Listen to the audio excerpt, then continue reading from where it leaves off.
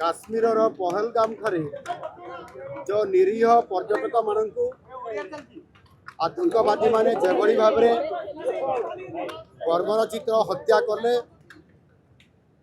ताहार जवाब निश्चित भाव में मिलिबा बोली तार जवाब निश्चित भाव में मिलिबा बोली लोक माने दाबी करुथिले एवं वास्तविक ये दाबी को मध्य आज आम देशर यशस्वी प्रधानमंत्री मोदी जी तांको नेतृत्व रे भारतर वीर जवान माने जवाब देइछंती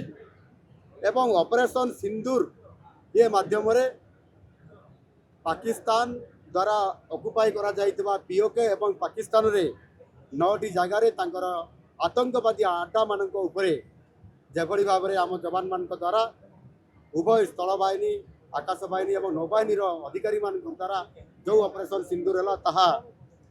करने द्वारा समस्त आतंकवादी से आड्डा गुड़िक ध्वंस कर दि जाइए एवं आतंकवादी को मान निपात करा जाइए। निश्चित भाव में यह बहुत बड़ा गोटे भारत पाई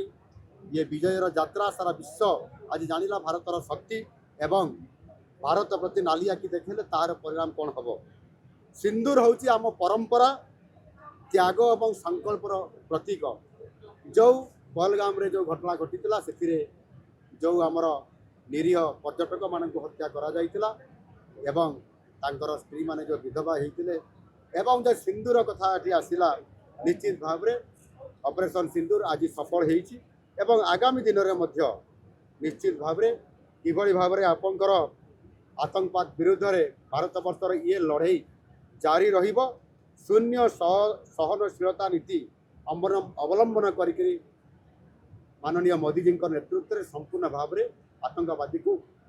विश्व में मूलपोच कर नेतृत्व नेब भारत।